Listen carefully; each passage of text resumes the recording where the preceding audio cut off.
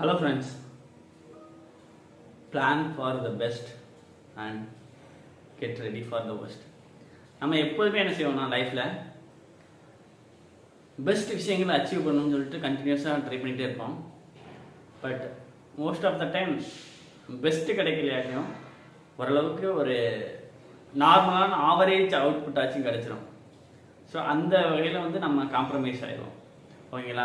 இதெல்லாம் எப்போதுமே எந்த ஒரு பிரச்சனையாக இருக்காது. பெஸ்ட்டு கிடச்சுன்னா சந்தோஷப்படுவோம். பட் அந்த ஆவரேஜ் மேக்ஸிமம் பாயிண்ட்டை அச்சீவ் பண்ணிட்டோம்னா ஓகே அப்படின்னு சொல்லிட்டு ஒரு காம்ப்ரமைஸ் ஆகிடும். பட் அது கம்ப்ளீட்டாக நெகட்டிவாக நடந்துருச்சுன்னா அதை நம்ம எப்போதுமே திங்க் பண்ணுறதே இல்லை. ஸோ இதனால தான் நிறையா விஷயங்களை வந்து நம்ம வந்து சக்ஸஸ்ஃபுல்லாக மூவ் ஆகுறதுக்கு ஒரு ஸ்டாப்பிங் பாயிண்ட்டாக இருக்கும். ஸோ நீங்கள் அந்த ஒஸ்ட்டு திங் ஹேப்பன் அப்போயும் எப்படி ஹேண்டில் பண்ணணும், அதை கடந்து போகணுங்கிறத பிளான் பண்ணி வச்சுருங்க.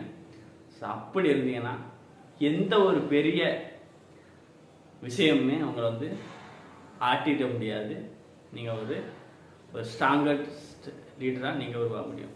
So try for the best, get ready for the worst. இதுதான் இன்றைக்கி நான் ஷேர் பண்ண நினச்சது. Thank you so much. Have a great day.